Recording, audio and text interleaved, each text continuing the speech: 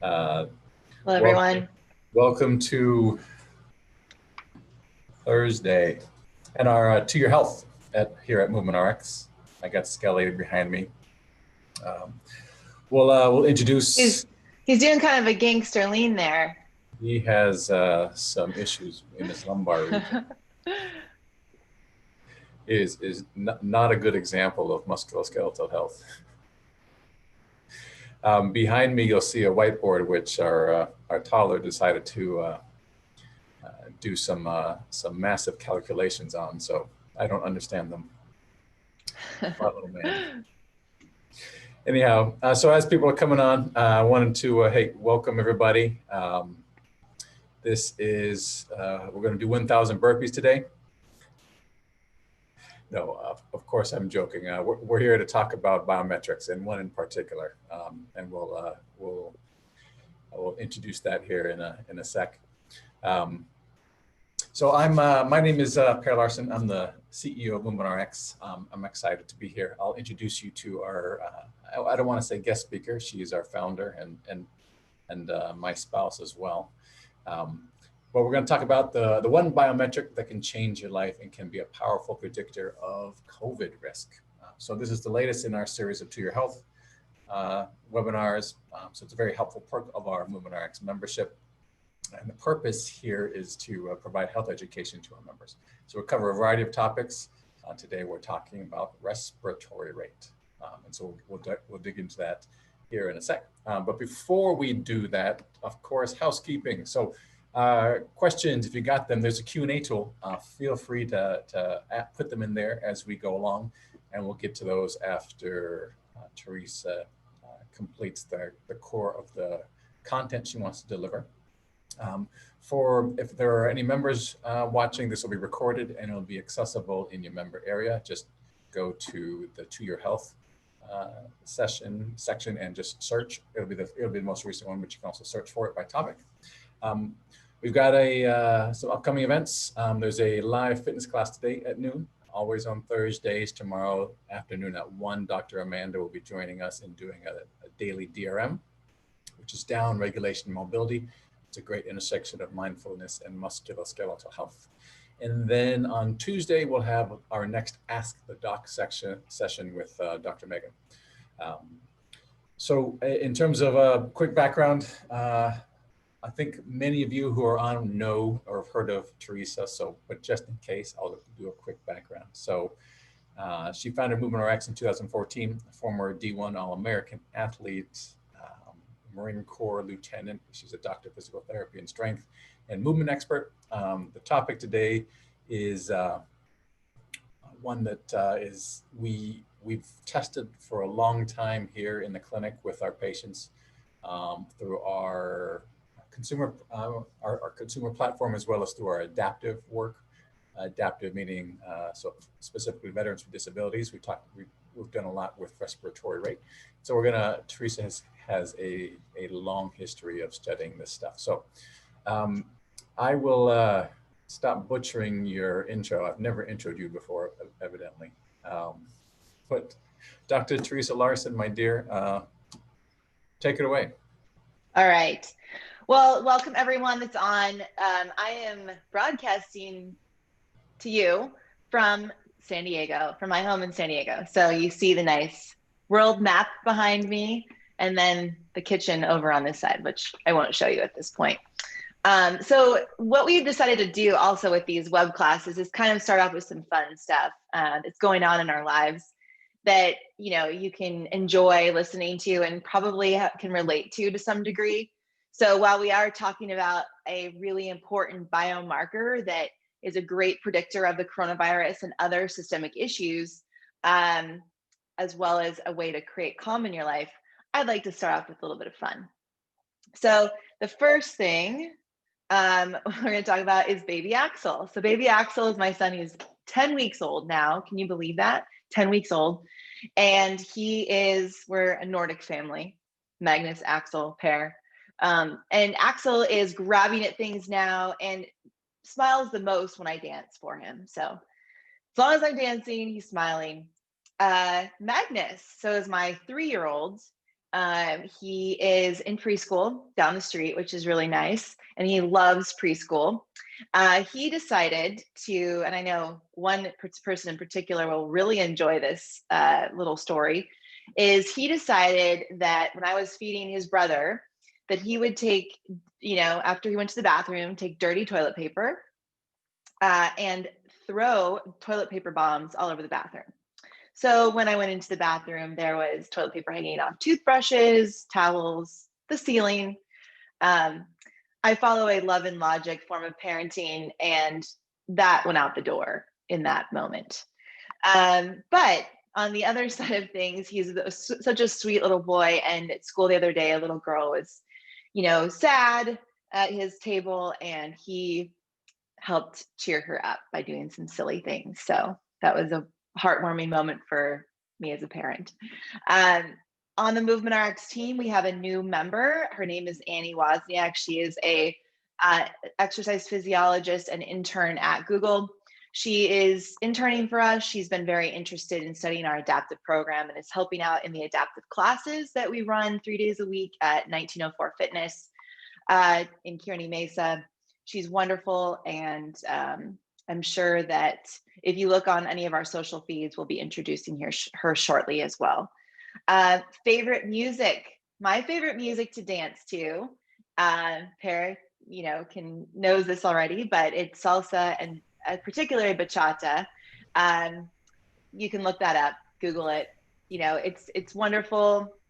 It's fun. It's a Latin form of music. It's easy to dance to. Easy steps. It's easy to dance to, and it's very calming, actually. So there you have it. Those are some things going on in my life and in our world that you might be able to relate to.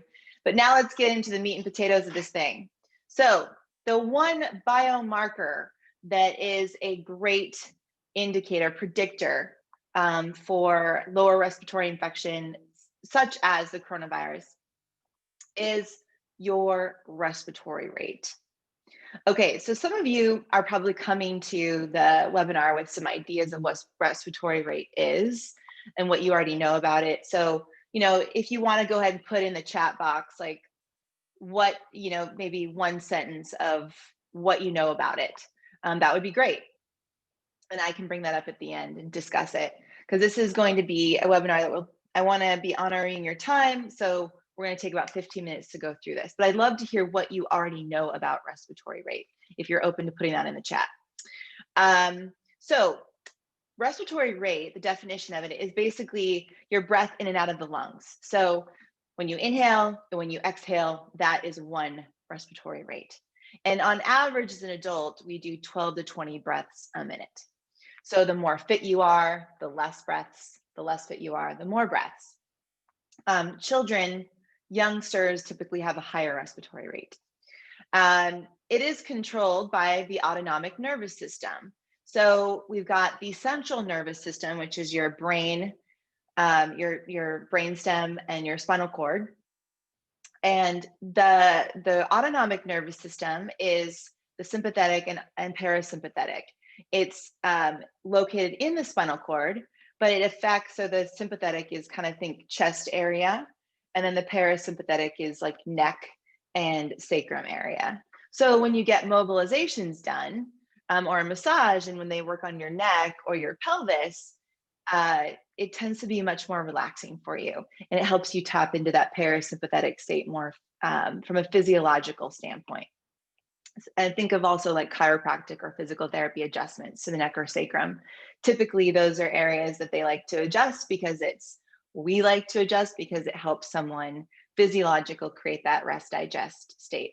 So think autonomic nervous system, fight or flight, right, or rest digest.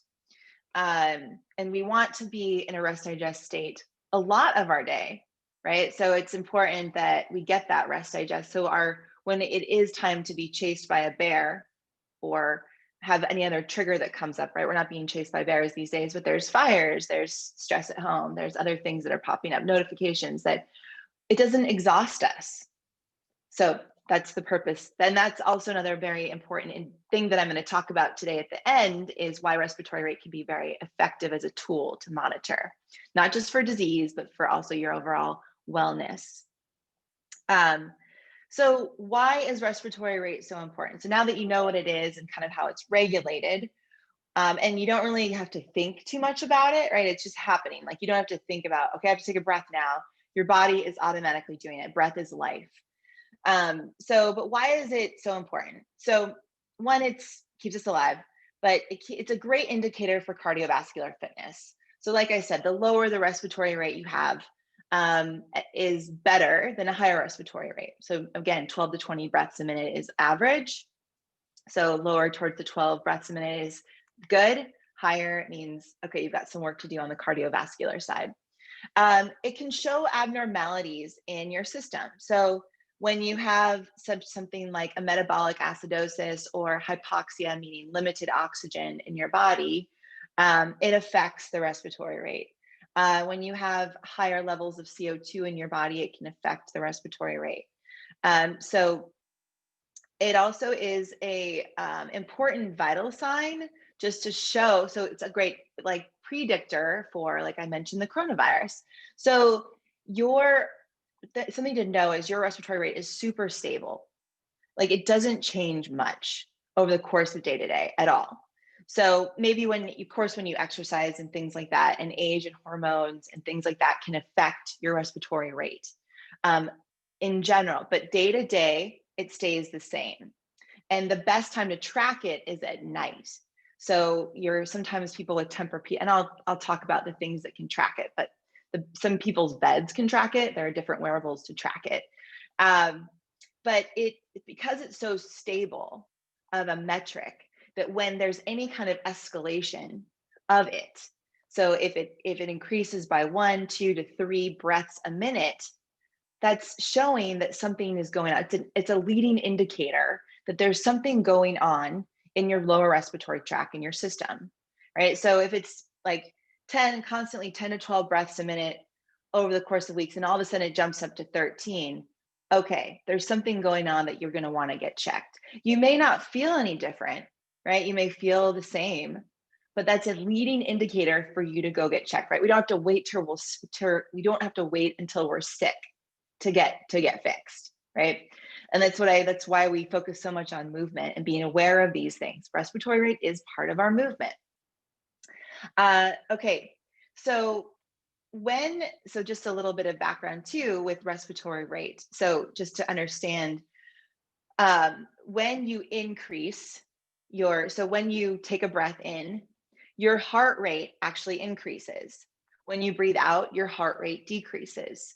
So if you can think about that's why deep breathing can be so effective, and especially deep exhales, long exhales, because it helps decrease your heart rate. Think about the times that your heart rate is actually increased, right? What increases your heart rate? Exercise, stress can increase your heart rate, being scared. So what can you do to calm that heart rate is take a deep, long exhale.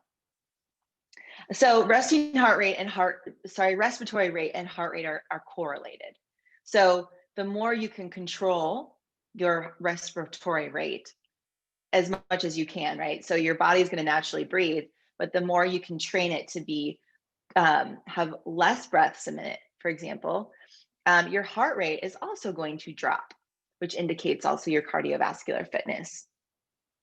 It's when it starts to increase, right? Even like resting heart rate in the morning, when you take your resting heart rate in the morning, when it increases by 7 beats a minute, or when your respiratory rate is all of a sudden escalated, there's a problem. That's a leading indicator there's a problem to get checked.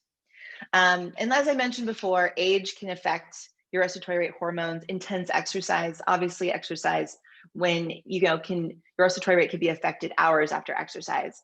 And then elevation. Think about when you're flying, when you're at elevation, those things can increase your heart rate or your respiratory rate too, because your body needs to take in more oxygen and get out CO2 faster. So for COVID, okay, so here are some symptoms of COVID. I've just had a child, so I was at the hospital quite a bit getting checked. And I got asked about COVID a lot. So do I have symptoms of fever, cough, shortness of breath, fatigue, muscle aches, headaches, loss of taste or smell, congestion, nausea, or diarrhea. Those are the common symptoms of COVID. Now, what do you think? Just think in your head, think in your head. That's a great quote right there by Dr. T. Think in your head. What of those symptoms relates to respiratory rate? Do you think? ... So it's actually shortness of breath is the one that relates to respiratory rate. And here's why. So when your upper respiratory rate is infected, when your respiratory, so let me go back here. When COVID infects the body, and one of the symptoms being shortness of breath. So when it infects the body, it actually infects the alveoli. So the alveoli is in the lower part of the lungs. Okay, and so the alveoli is where the gas exchange happens. When you take in oxygen and you get out CO2, that's what it infects. So when your body isn't able to take in as much O2 and then basically secrete as much CO2, eliminate as much CO2. I think I still have postpartum brain or whatever, but some words just aren't that easy to come up with anymore. Parents probably can relate to this. So when the gas exchange isn't as efficient, your respiratory rate increases. So with COVID, it is a lower respiratory infection. So I think upper respiratory is above the collar, above the clavicle. So cough, sneeze, all that stuff, real head stuff. Think lower respiratory below the collar. You feel really heavy down here. It's a deep cough. You usually have a lot of stuff coming up. And then because of that inefficiency in gas exchange, you're going to have shortness of breath and you're going to feel fatigued. That's just the way it is. So, even though you may not have the shortness of breath yet or the fatigue, again, that spike in respiratory rate that you might observe on one of your wearables or from your mattress or just testing yourself, which I'll show you how to do that, will indicate getting checked immediately. And it might not be the coronavirus, right? We hope it's not. However, there is something going on. So instead of waiting until you're actually sick, go and see what's going on. So with that, the best way to track this respiratory rate is at night. All right, so that's why some of these Tempur-Pedic beds that you can buy they actually test your respiratory rate and give you that data in the morning when you wake up. Some of the other best wearables that I would recommend, I've got the Whoop. The Whoop is a common one, WHOOP. And we can put those in the show notes here, and maybe even Per can put that in the chat box. So the Whoop and the Oura Ring is a good wearable. So OURA, and you wear it all the time, and it gives you your respiratory rate on average each day. And the best time to track it, again, is when you're sleeping, because that's the most stable. During the day isn't as stable because it's going to increase or decrease depending on what activities you do. It's really the nighttime, the sleep, where you get the best data collected about it. Also, so with, we can treat a lot of lower respiratory issues, but the coronavirus, we don't have obviously a vaccine for it yet. So why would it be important to track your respiratory rate? I mean, if you have the coronavirus, you have the coronavirus. But getting checked early is, we do with PT, the more fit you are going into a surgery, the better your outcomes will be. The more fit, the more mobile you are, the better your outcomes, the longer your life will be, quality of life, truly. So it's if your respiratory rate has spiked up and you really don't have any other symptoms besides that, still get checked, right? And there are things that you can do to potentially relieve and make the symptoms of the coronavirus less. So some things that a colleague of mine, she's actually an adaptive athlete, Dr. Anna Hackenberg, she's German. She's an urgent care medical doctor. she gave me a great resource for different supplements that you can take, whether you have the coronavirus or not, or are feeling like, okay, you know what, my respiratory rate has escalated a bit. I'm going to get checked, see what systemically is going on, right? We want to have a leading indicator. This is a leading indicator. I'm still going to supplement with these things, whether I have it or not, right? It's like you want to move and be mobile anyway, whether you have an injury or not. So vitamin D, taking about at least 5,000 IUs a day, zinc, 30 to 60 milligrams a day, melatonin, 5 to 20 milligrams at night, because it's going to make you tired. In the show notes, I'm going to give you this, a whole list of things, supplements that you can take, but those are the top ones that she discussed with me: zinc, vitamin D, melatonin. And then there's a plethora of other ones that are natural, right? That you can just get when you go to Sprouts or Trader Joe's. So that's the coronavirus side of it, right? Like leading indicator, respiratory rate for something's going on, potentially lower respiratory, right? Let's get checked. It may not be the coronavirus, clearly, but at least it's a leading indicator to get ahead of what could possibly be happening. The other side of the coin, preventative care. So those supplements I mentioned, whether you have a virus or not, taking those supplements would be really helpful building your immunity anyway. But let's talk about deep breath work and why controlling, trying to lower your respiratory rate is really good for your well-being. It's really good. So breath, think of it as like the remote control between the brain, the brain and the body. When you're going through a stressful episode, like I mentioned, like you're being chased by a bear, you're getting all these notifications, text messages, your phone is blowing up in a meeting and you're like, I can't look at this, but I'm stressing out, or your kid's sick, or something's going on, or your kid throws dirty toilet paper all over the bathroom. What do? You take a deep breath. And so training your breathing is really, really important before you react. So when you get your breath rate, your respiratory rate lower, ideally, 10 to 12 breaths a minute is a good goal. So my colleague, John McCaskill, he's a mindful meditation coach, also a former Navy SEAL commander, good friend of mine. He, his goal is to get at least 10 to 12 breaths a minute on average during the day. And he trains that through specific times of the day where he does meditation. You don't have to call it meditation, but just deep breath work. Sometimes I'll do 3 to 5 minutes. Sometimes I'll even get in 10, right? I have basically a newborn and a 3-year-old, and I'm working. So I fit it in during the day. But the way you can train your respiratory rate is start to increase. So even when you're at work, think of breathing in for 4 to 5 seconds and then doubling that time in exhale. So exhale for 8 to 10 seconds and kind of like get in the groove of controlling the pace of your breath. And so when you can do that, you start being more efficient with your breath, more efficient with the oxygen CO2 exchange.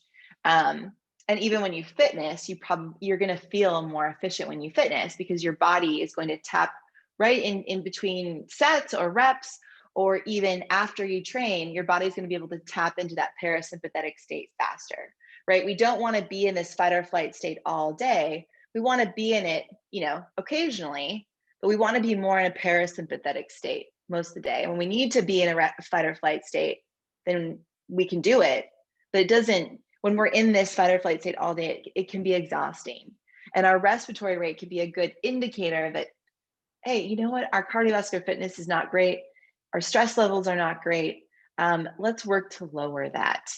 So that's where deep breathing can come in. So think about 4 to 5 second inhales when you practice, and then 8 to 10 second exhales. Even when you're hiking or when you're working, try to be conscious of that for at least a few minutes. And then it'll start to become natural. You'll just automatically, when someone's throwing toilet paper bombs in your bathroom, or when you're being chased by your neighborhood cat or dog, or you just got an email that you're like, okay, take a moment. You can tap into that rest digest state a lot faster than, just staying up here all the time, if that makes sense. So the goal with, training your breath rate, so during the day, let's work to get your breath rate, respiratory rate on average, at least 10 to 12 breaths a minute, right? So that's low. And then if you're doing deep breath work, you can give yourself a goal of 6 to 10 seconds. Of course, your respiratory rate's going to increase throughout the day up to 20 breaths a minute, maybe even with exercise, even more than that, clearly. But again, give yourself a goal. If you're not going to be able to get there right away, but right, this is a process, not a pill. So that's all I have on respiratory rate today. It's very tangible things that you can do immediately, right? Just start tracking your respiratory rate with a wearable, like the Whoop, the Oura Ring, a Tempur-Pedic bed. That's a very expensive thing. If you don't want to get any of those things, it's not as effective, but right when you wake up, you can count your breaths. Take a minute, count your breaths, keep a journal each morning of what your breath rate is. And then just if there's any escalation, it's an indicator, okay, get checked. But it's not the most effective, right? It's over the course of the night that's most helpful, which is why a wearable, like, instead of getting blood drawn every week or every day, right? A wearable, cheaper, not invasive, and can be super helpful. So with that, are there any questions? So there are some from YouTube. One was, if you don't have a wearable or don't want to get a wearable, what's the best way to track? So I just mentioned that it was, you can do a minute right when you first wake up, like set your clock on a minute, a timer, and just close your eyes and pay attention, count how many breaths you have in a minute. And that can be a start, right? So, and each morning you track that right when you wake up. So it's the same time each day, the same minute. And when you wake up, and then if there's any like jump in respiratory rate, right? I said it's a pretty stable metric. So if there's any kind of escalation, it can mean that there's something going on. Gotcha. So there's also a question here. Can the Apple Watch track respiratory rate? I don't know. I don't have an Apple Watch, actually, but that could be something we look up. Yeah, and put in the show notes. We'll take a look. I'm assuming that there are some apps that might fit based on the metric. There are definitely apps out there. So in the show notes, we'll put a couple of them down. The thing though is when you test your respiratory rate, right, it's over the course of the night. So that's why wearing something is the best thing and gives you the best reading. I think probably just a point there is that there are different tools may have different measurements, and so maybe it's not the absolute number, but it's your trend over time. It might be more insightful. So and that's the thing, like you would want to track it over the course of 2 weeks. And again, it's not a jump in one breath per minute higher or lower than your average. It's like 2 to 3. I think 2 to 3 breaths per minute higher on average in the morning or over the course of the night is an indicator for something going on. Okay. That's a significant indicator. And there's another question here in terms of how this ties to heart rate variability. So we think respiratory rate and HRV. Yeah, so respiratory rate and HRV. So respiratory rate is directly tied to heart rate. So when you breathe in, your respiratory rate goes up, or your heart rate goes up, and when you breathe out, your heart rate goes down. But it is also tied to heart rate variability. The more variable your heart rate is, the more fit you are. So the more you can actually adapt to strain, as the Whoop, if you look at some of the Whoop research, would call it. So if your heart rate variability is higher and your respiratory rate is lower, those are good indicators that you're fit, right? If your respiratory rate is higher and your heart rate variability is pretty low, that indicates that you have some work to do. All right. And in terms of, you were talking about a particular breath technique. Are there other So 4 seconds in, 8 seconds out. Other types of things, whether it's box breathing, or other things that can help manage that. So the box breathing is a great method. So essentially the box breathing is a 4 to 5 second inhale, a 4 to 5 second hold. You could be a 4 to 5 second exhale, a 4 to 5 second hold, right? So what you can do with that, if you want to start really tapping into lowering your heart rate, so do the 4 to 5 second inhale, 4 to 5 second hold, 8 to 10 second exhale, 4 to 5 second hold. And then you can kind of do it like that, where you start to actually start to increase the exhale, but keep the inhale the same. And then you can eventually start to increase the time of the inhale. And that's my cat, Dexter, if you hear him. It's not a baby, it's the cat. He always makes his debut in the middle of a presentation. Yep. There's another question here that is, are there ways to track for children? And so specifically those who might be prone to asthma. Are there ways to track for children? So that's a really good question. I would say yes. I mean, again, the wearables, so the Whoop and the Oura Ring are great for tracking respiratory rate, heart rate variability, strain, your adaptation to strain. Kids can wear those too. So being able to, again, it's data taken over the course of a period of time. That's really important. It's not just one day. So I would suggest, if your child is prone to asthma, then having them have a wearable, just to see what their overall respiratory rate is on average, what their heart rate is on average, what their heart rate variability is on average, and seeing if that respiratory rate with activity starts to decrease, and how it affects them overall, like their asthma. So as their respiratory rate decreases, does their asthma improve, or does it get worse? So again, these are just things that can create leading indicators for you as a parent to look at, instead of taking, not that I'm not opposed to medication, right? If it's pretty bad asthma, medication is needed, but seeing if improving a child's cardiovascular fitness, sleep quality, that's directly going to improve their respiratory rate, heart rate variability, and resting heart rate. So it's great data for you as a parent to track. And then there's a follow-up question there, which is thinking about establishing a baseline, so a good range of time. You suggested 2 weeks. Would that be? Yeah. So honestly, you can 7 days. With the Whoop and the Oura Ring, they like to report data on 7-week average and then 30-day average. So at least 7 day. Yeah. So it's ideally, over the course of a week is important, but let's say you have a pretty stressful week, or it's an abnormal week for you, right? You're going to want a longer period of time. So at minimum 7 days. Yeah.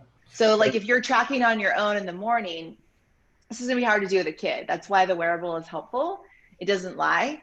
It's not 100% accurate, but it's much more accurate than what's out there right now. So the Whoop and the Oura Ring. And I don't sell for them, by the way. It's like the Squatty Potty. It's really helpful for going to the bathroom, and I don't sell for them, but I should. So where was I going with that? So we're talking about asthma with a child. Yeah. So it's going to be hard for you to sit your kid down right when they wake up and take their respiratory rate, which is why the wearables can be helpful, and they're not invasive. Yeah, my guess is that when we talk about something like asthma, or it's probably useful for anybody, is that as you track that, you're also paying attention to any environmental factors. So whether it was right. In this era, it's exposure to groups, or it's exercise or stress levels. Yeah. I think something that might be interesting is we use something called the energy and time survey, which kind of, it's a great test of where your stressors are in a particular time. So again, as a trend line, it's great. And also it's helpful from a snapshot. But if kind of tracking those things to your respiratory rate, that might be something that would be interesting. And that would be useful for a kid too. So, and I think about this too, because here in California, there's fires, air quality has been impacted significantly. And so tracking against those things too might provide some insights. Yes. Thank you, Bear. 2 cents. Maybe it was 3 cents. It's the energy, and Joe, it's the energy, Joel. Energy and time. Right. Here, I'll yeah, it's energy and time. Energy and time survey. And some of those questions might not pertain to a child, but certainly as an adult they would. But it's a good, it is a helpful tool and super fast to take. Yes. And we'll, in the follow-up, we'll also send, I'll make a note here to send that a link to that survey. So. Yeah, we do that survey on when anyone does one of our programs. Well, all right. Any last points from you that you wanted to impart before we close out here? Just remember, respiratory rate is a good biomarker, one of the most solid biomarkers to tell you that something's going on. It's a leading indicator to tell you something's going on. So don't wait until you're sick to get checked. Like if that respiratory rate is becoming a problem or escalating in any way, because it's a pretty stable marker, get checked. And then also work to control your respiratory rate through fitnessing, moving well, and then also doing deep breathing to help improve your cardiovascular fitness and overall body's wellness, which can very much help stress levels. Deep breathing is very helpful for stress levels. All right. Thanks, T. So thank you for everybody for joining. Just as a recap, this 2-year health episode is one of 4 categories of lives that we provide to members on our platform. The premise, so this is both for individuals and for employers. For any guests today who want to test out the platform, just go to MovementRx and you can click on the digital rehab option to get started. There's a 14-day money-back guarantee. And for any guests that are responsible for employee health or workforce health, and you want to learn more, you can go to movement-rx.com/hope. And it's an easy way to schedule a quick call and just kind of talk through what's going on with your organization and the people, and if it's something that we can help you out with.